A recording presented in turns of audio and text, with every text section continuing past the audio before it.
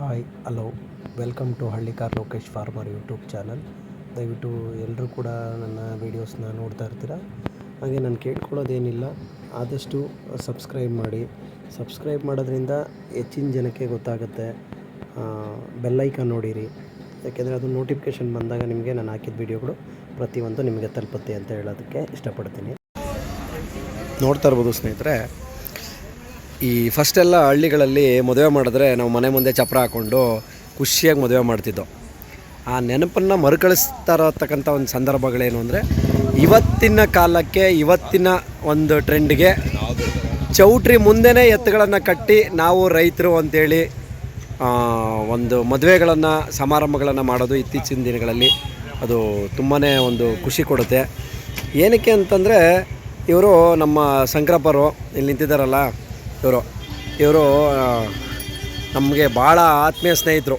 ಒಂದು ಹತ್ತತ್ರ ಒಂದು 4 ತಿಂಗಳಿಂದ ಈಚೆಗೆ ಎಷ್ಟು ಬಾಂಧವ್ಯತೆ ಬೆಳೀತು ಅಂದರೆ, ಆ 4 ತಿಂಗಳಲ್ಲಿ ತುಂಬಾ ಖುಷಿ. ಒಂದು ತಂದೆ ಮಗನ ಬಾಂಧವ್ಯ ಹೆಂಗಿದೆಯೋ ಆ ಲೆವೆಲ್ಗೆ ನಮ್ಮಿಬ್ಬರು ಮಧ್ಯೆ ಇದೆ. ಮೊನ್ನೆ ನಾನಿರೋ ಜಾಗಕ್ಕೆ ಬಂದು ಪಾಪ ನನಗೋಸ್ಕರ ಅವರು ಅವ್ರ ಅಳಿಯಾರೊಬ್ಬರು ಇಬ್ಬರೂ ಬಾಮೈಕ್ಳು ಪಾಪ ಬಂದು ಕಾರ್ಡ್ ಕೊಟ್ಟು, ಅಣ್ಣ ನನ್ನ ಮಗಳು ಮದುವೆ ಬರಬೇಕು ಅಂತಂದಾಗ ತುಂಬ ಒಂದು ಖುಷಿ ಆಯಿತು.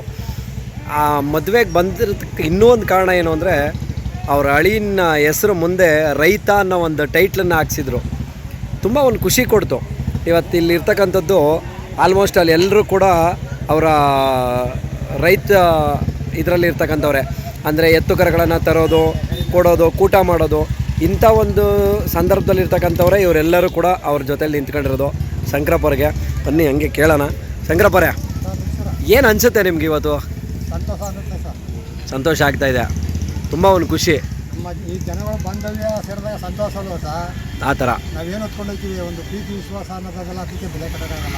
ಆ ಥರ ಯಾಕೆ ಅಂತಂದರೆ, ನಿಮ್ಮ ಮಗಳು ಏನು ಓದಿರೋದು? MA ಮಾಡಿರೋದು. MA ಮಾಡಿ ಈಗ ರೈತರಿಗೆ ಕೊಟ್ಟಿದ್ರಲ್ಲ, ಹೆಂಗೆ ಅನ್ನಿಸ್ತು ಸರ್? ನಾವು ರೈತರಾಗಿ ರೈತರದ್ದು ಏನು ಅನ್ನೋದು ಗೊತ್ತು. ನಾವು ಅನ್ನದಾತರು, 1000 ಜನ ಬರಲಿ 5000 ಜನ ಬರಲಿ ಅನ್ನ ಹಾಕೋರು. ಓಕೆ. ಈಗ ಕೆಲಸ ನಮ್ಗೆ ಇಷ್ಟ ಇಲ್ಲ ಸರ್. ಕೆಲಸದವರು ಸಂಬಳ ತಂದು ಅದನ್ನೆಲ್ಲ ನಾವು ಪ್ರಶ್ನೆ ಮಾಡಬಾರ್ದು. ಪಾಪ ನಮಗೆ ರೈತರು ಅಂದರೆ ಇಷ್ಟ ಸರ್. ನಾವು ರೈತರಾಗಿ ಇಟ್ಕೊಂಡು ನಮ್ಮ ಮಗಳು ಚೆನ್ನಾಗಿರ್ತಾಳೆ ಅನ್ನೋ ಇದ್ರ ಮೇಲೆ ನಾವು ರೈತರಿಗೆ ಮಾಡ್ತಾಯಿದ್ದೀವಿ. ರೈತರಿಗೆ ಮದುವೆ ಮಾಡಿದ್ದೀರಾ, ತುಂಬ ಒಂದು ನನಗನ್ನಿಸ್ತಂಗೆ ನೀವು ತುಂಬ ಯೋಚನೆ ಮಾಡಿದ್ದೀರಾ ಅನ್ಸುತ್ತೆ. ಇಲ್ಲ ಸರ್, ನಾವು ಅನ್ಭವಿಸಿದ್ವಲ್ಲ ರೈತರು ಸಹ ಬೇಗ ಮಾಡ್ಕೊಂಡು 3 ವರ್ಷದ್ದು ಬೇಕಾದ್ರೆ ಮಡಗಿರ್ತೀವಿ ನಾವು. ಹೌದು. ಅವರು ಈಗ ಹೋಗಿ ಸಂಬಳ ಬರೋದನ್ನೇ ಕಾಯ್ಕೊಂಡು ಹೋಗಿ ತರ್ತಾರೆ ಪಾಪ. ಅದು ಅದೊಂಥರ ನಮಗೆ ಅದು ಇಷ್ಟ ಆಗಲಿಲ್ಲ. ಏನೋ ಮಾಡಬೇಕು, ನಮ್ಮ ರೈತರು ಇದರಲ್ಲಿ ಮಾಡಬೇಕು ಅಂದ್ಬಿಟ್ಟೆ ಮಾಡಿದ್ವಿ. ಆ ಥರ ತುಂಬ ಒಂದು ಇಲ್ಲಿ ಹಳ್ಳಿಯಲ್ಲಿ ನಾವು ಮೊದಲೇ ಹೆಂಗೆ ಮದುವೆ ಮಾಡ್ತಿದ್ವೋ ಅದೇ ಥರ ಮದುವೆ ಮಾಡಿ ಚೌಟ್ರಿ ಮುಂದೆ ಎತ್ತುಗಳನ್ನು ಕಟ್ಟಿ 2 ಜೊತೆ ಯಾವಾಗ 4 ಜೊತೆ 5 ಜೊತೆ ಇರ್ತವೆ, ಕಟ್ಟಬೇಕು. ಯಾಕೆ ಮದುವೆಗೆ ಯಾಕೆ ಕಟ್ಟಬಾರ್ದು ಅಂತ ಹಂಗೆ ಕಟ್ಟಿದ್ದೀರಾ? ಇನ್ನೂ 3 ಜೊತೆ ಮನೇಲಿ ಆಯ್ತು. ಇನ್ನೂ 3 ಜೊತೆ ಮನೇಲಿ ಇದ್ದಾವೆ. ಓಕೆ, ಹಂಗೆ ಇರ್ರಿ. ನಮ್ಮ ಪುಟ್ಟಣ್ಣವ್ರನ್ನ ಮಾತಾಡ್ಸೋಣ. ಪುಟ್ಟಣ್ಣವ್ರೆ ನಮಸ್ಕಾರ. ನಮ್ಮ ಜನಗಳಿಗೆ ತುಂಬ ಜನಕ್ಕೆ ಒಂದು ಕನ್ಫ್ಯೂಸ್ ಇದೆ. ಈ ಪುಟ್ಟಣ್ಣ ಅನ್ನೋರು ಯಾರು? ನಿಮ್ಮ ಗ್ರೂಪಲ್ಲಿ ಅಷ್ಟೊಂದು ಕರುಗಳು ಬಿಡ್ತಾರೆ ಅಂತ ಕೇಳ್ತಾರೆ ಯಾವಾಗಲೂ. ಹಾಂ, ಏನು ಅನಿಸುತ್ತೆ ಇಷ್ಟು ಕರುಗಳನ್ನು ತರ್ತೀರಾ? ಒಬ್ಬರು ಕ್ಯಾಬ್ ಓಡಿಸ್ಕೊಂಡಿದ್ದನು, ಬಿಟ್ಟು ಲಾಕ್ಡೌನ್ ಆದಮೇಲೆ ಊರಿಗೆ ಬಂದನು. ನನಗೆ ಬಸ್ ಚೆನ್ನಾಗಿ ಕೈ ಹಿಡಿದಿದೆ. ಮತ್ತು ನಾನು ಅಪ್ಪಟ ರೈತನ ಮಗ. ನಾನು ಬೆಂಗಳೂರು ಹೋಗಿ ಮುಂಚೆನೂ ರೈತನೇ, ಇವಾಗೂ ರೈತನೇ. ಹಾಗಾಗಿ 4 ಜೊತೆ ದೇಶದಲ್ಲಿ ಎಲ್ಲ ಜಾಗದಲ್ಲೂ ಮೆರೀಲಿ ಅನ್ನೋದು ನಮ್ಮ ಆಸೆ. ನಮ್ಮ ಜಾಗದಲ್ಲಿ ಕರುಗಳು ಸಿಗ್ತವೆ, ಆದ್ದರಿಂದ ಒಳ್ಳೊಳ್ಳೆ ಊಟ ಮಾಡಿ ಕಮ್ಮಿ ಬೆಲೆಯಲ್ಲಿ ಆದಷ್ಟು ಕೊಡ್ತಾಯಿದ್ದೀವಿ. ಕಮ್ಮಿ ಬೆಲೆಯಲ್ಲಿ ಕೊಡ್ತೀರಾ? ಯಾಕೆ ಅಂತಂದರೆ ನನ್ನನ್ನು ಪದೇ ಪದೇ ಕೇಳ್ತಾರೆ, ಅಣ್ಣ ನಿಮ್ಮ ಗ್ರೂಪಲ್ಲಿ ಇರ್ತಾರಲ್ಲ ಅವರು ಪುಟ್ಟಣ್ಣ ಅಂತನೋರು ಚಿಕ್ಕ ಕರುಗಳನ್ನೆಲ್ಲ ಹಾಕ್ತಾರೆ ಕೂಟ ಮಾಡಿ, ಎಲ್ಲಿರೋದವರು ಏನು ಅಂತ ಕೇಳ್ತಾರೆ ಕೆಲವರು. ಆವಾಗ ನನಗೆಲ್ಲೋ ಒಂದು ಕಡೆ ಖುಷಿ. ನಾನು ಕೂಡ ಇಷ್ಟಿಂದವರೆಗೂ ನಿಮ್ಮನ್ನು ನೋಡಿರಲಿಲ್ಲ, ಇವತ್ತೇ ನನಗೂ ಗೊತ್ತಾಗಿದ್ದು. ತುಂಬ ಒಂದು ಖುಷಿ ಆಯಿತು. ಪುಟ್ಟಣ್ಣ ಪರವಾಗಿಲ್ಲ, ಇನ್ನೂ ಹೆಂಗಾಗಿದ್ದಾರೆ ನಮ್ಮಂಗೆ ಹುಡುಗರು, ಆದರೂ ಕೂಡ ಇಷ್ಟೆಲ್ಲ ಮಾಡ್ತಿದ್ದಾರಲ್ಲ ಹೇಗೆ ಅಂತ ಅನ್ನಿಸ್ತು. ಓಕೆ. ನಮ್ಮ ಅಪ್ಪ ಅವರು, ನಮ್ಮ ತಾತವರು ಅವರೆಲ್ಲ ಮಾಡ್ಕೊಬಂದಿದ್ದು. ನಾವು ಸ್ವಲ್ಪ ದಿನ ಬೇಡ ಅಂತ ಬೆಂಗಳೂರಿಗೆ ಹೋಗೋಣ, ಎಜುಕೇಷನ್ ಮೇಲೆ ಹೋಗೋಣ ಅಂದ್ಕೊಂಡು ಓದಿ ಮತ್ತು ಕ್ಯಾಬು ಡ್ರೈವರ್ ಆಗಿ ಮಾಡ್ತಿದ್ದು. ಏನೋ ಈ ಫೀಲ್ಡ್ ಬಿಟ್ಟು ಹೋಗಕ್ಕೆ ಬರೋಕ್ಕಾಗಲ್ಲ. ಇವಾಗ ನಮ್ಮ ಬೆಂಗಳೂರಲ್ಲಿ ಎಷ್ಟೇ ಉಳ್ಳಿ ತಿರುಗಿದ್ರೂ ಈ ಮನೆಯಲ್ಲಿರೋಷ್ಟು ರೈತನಾಗೆ ದನ ಕರುಗಳ ಜೊತೆ ಸಾಕಿ ಇರೋಷ್ಟು ನೆಮ್ಮದಿ ಯಾವುದ್ರಲ್ಲೂ ಇಲ್ಲ. ಆ ಥರ ಅದರಲ್ಲಿ ತುಂಬ ಚೆನ್ನಾಗಿ ಲೀಡ್ ಮಾಡ್ತಾಯಿದ್ದೀನಿ. ತುಂಬ ಒಂದು ಖುಷಿ ಅನ್ನೋದು ಜಾಸ್ತಿನೇ ಇದೆ. ಯಾವತ್ತೂ ಖುಷಿಯಾಗಿದ್ದೀವಿ ನೋಡ್ರಿ.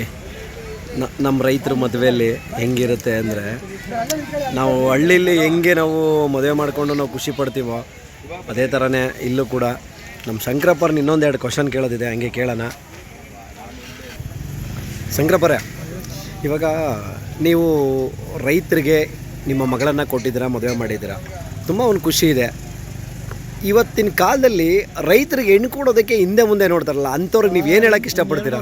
ಕಾದ್ ನೋಡಿ ರೈತರೇ ಅನ್ನ ಹಾಕೋರು, ಬೇಜಾರು ಮಾಡ್ಕೊಂಬಿಡಿ. ಇವಾಗಲೂ ದೇಶಕ್ಕೆ ಅನ್ನ ಹಾಕೋರು ರೈತರೇನೆ. ಹೌದು, ಇವಾಗಲೂ ಅಷ್ಟೇನೆ. ಇನ್ನು 2 ವರ್ಷ ಹೋದ್ಮೇಲೆ ರೈತರನ್ನ ಅವರೇ ಹುಡುಕೊಂಡ್ಬಿಡ್ಬೇಕು ನೋಡಿ, ಹಂಗೆ ಆ ಥರ ಆಗುತ್ತೆ. ಕೆಲಸ ಇರೋರು ಸಂಬಳ ಬರೋದಕ್ಕೆ ಕಾಯ್ತಾರೆ. ಇದು ನಮ್ಮ ರೈತರು ಬೆಳೆದೇ 3 ವರ್ಷಕ್ಕಾಗೋಷ್ಟು ಲಾಟ್ ಹಾಕಿರ್ತಾರೆ. 3 ವರ್ಷ ಮಳೆ ನೀರಿಲ್ಲ ಅಂದ್ರೆ ಊಟ ಮಾಡ್ಬೋದು, ಮಳೆ ಬೆಳೆ ಇಲ್ದೋದ್ರು ಊಟ ಮಾಡ್ಬೋದು. ಬಂದ್ರು ಅನ್ನ ರೈತರಿಗೆ ಹೆಣ್ಣು ಕೊಡಿ ಕೇಳಿ ದೇಶದಲ್ಲಿ ಇಲ್ಲ, ಇವತ್ತು ನಮ್ಮ ಶಂಕರಪ್ಪ ಅವ್ರನ್ನ ನೋಡಿ ಜನ ನಿಜಕ್ಕೂ ಅದನ್ನು ಕಲಿಬೇಕು. ಓಪನ್ ಹೇಳ್ತೀವಿ ಸರ್, ಯಾಕೆಂದರೆ ಮಕ್ಕಳು ಎಮ್ಮೆ ಮಾಡಿಸಿ ಇವತ್ತು ರೈತರು ಕೊಡ್ತಾ ಇದ್ದೀನಿ ಅಂದರೆ ನಮ್ದು ಅದೇ ಒಂದು ಇದು. ಇಲ್ಲ, ನನಗೆ ತುಂಬ ಖುಷಿ ಆಯಿತು. ನೀವು ಬಂದೆ ನೆನ್ನೆ ಅದಕ್ಕೆ ಕೇಳಿದ್ದೆ ನಾನು, ಏನಣ್ಣ ಇಷ್ಟು ಓದಿರೋ ಹುಡುಗಿನ ರೈತರು ಕೊಡ್ತಾ ಇದ್ದೀರಾ ಅಂತಂದು. ಹೋದವ್ರೆ ಆದ್ರೂ ಇವತ್ತು ವ್ಯವಸಾಯ ಅನ್ನೋದು ನಮಗೆ ದೊಡ್ಡದು. ಏನೋ ಕಷ್ಟ ಇರ್ಬೋದು, ಕಷ್ಟ ಇಲ್ಲದಂತೆ ಯಾವುದೂ ಬರಲ್ಲ, ಕಷ್ಟಪಡಬೇಕು. ಅದರೊಳಗೆ ತೃಪ್ತಿ ಇರೋದೇ ಅದನ್ನೇ ರೈತರಿಗೆ. ಆ ಥರ ಓಕೆ, ತುಂಬ ಒಂದು ಖುಷಿ ಆಗ್ತಿದೆ. ಇವತ್ತು ನಮ್ಮ ಶಂಕರಪ್ಪರ ಮಗಳಿಗೆ ಮದುವೆಗೆ ಬಂದಿದ್ದೀವಿ ನಾವು ಕೂಡ. ತುಂಬ ಎಷ್ಟು ಅವ್ರಿಗೆ ಥ್ಯಾಂಕ್ಸ್ ಹೇಳಿದ್ರು ನಾವು ಸಾಲದು. ಯಾಕೆಂದರೆ ದೇಶಕ್ಕೆ ಅನ್ನ ಹಾಕೋ ರೈತ ತಾನು ಮಗಳನ್ನು ಇನ್ನೊಬ್ಬ ರೈತನಿಗೆ ಕೊಟ್ಟು ಮದುವೆ ಮಾಡಿದ್ದಾರೆ. ತುಂಬ ಒಂದು ಖುಷಿ ಆಗ್ತಿದೆ. ಓಕೆ ಶಂಕರಪ್ಪರೇ, ಥ್ಯಾಂಕ್ ಯು. ಹಂಗೆ ಇರಿ, ಹಂಗೆ ಇರಿ, ಹಂಗೆ ಇರಿ, ಹಂಗೆ ಇರಿ, ಹಂಗೆ ಇರಿ, ಹಂಗೆ ಇರಿ.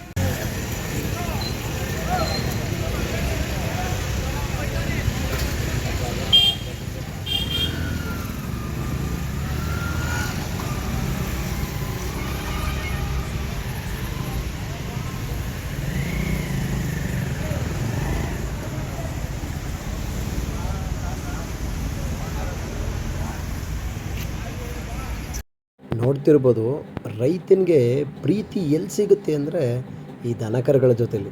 ಅದು ಯಾರೇ ಆಗಿರಲಿ, ಚಿಕ್ಕವರಾಗಿರಲಿ ದೊಡ್ಡವರಾಗಿರಲಿ, ಎಲ್ರಿಗೂ ಅಷ್ಟೇ ಆ ಪ್ರೀತಿ ಅನ್ನೋದು ಈ ದನಕರುಗಳ ಮಧ್ಯದಲ್ಲೇ ಜಾಸ್ತಿ ಸಿಗೋದು. ರೈತರಿಗೆ ಮನೇಲಿ ಎಷ್ಟೇ ದನ ಇದ್ದರೂ ಕೂಡ ಹೊರಗಡೆ ಬಂದಾಗ ನಾವು ದನ ಅಂದರೆ ಎಷ್ಟು ಪ್ರೀತಿ ಅನ್ನೋದಕ್ಕೆ ನೋಡಿ ಇದು ಸಾಕ್ಷಿ. ಈ ಥರ ಇರಬೇಕು, ಆವಾಗಲೇ ಒಂದು ತುಂಬ ಖುಷಿ ಆಗೋದು. ರೈತರಿಗೆ ಆಗಲೇ ಖುಷಿ ಬರೋದಣ್ಣ.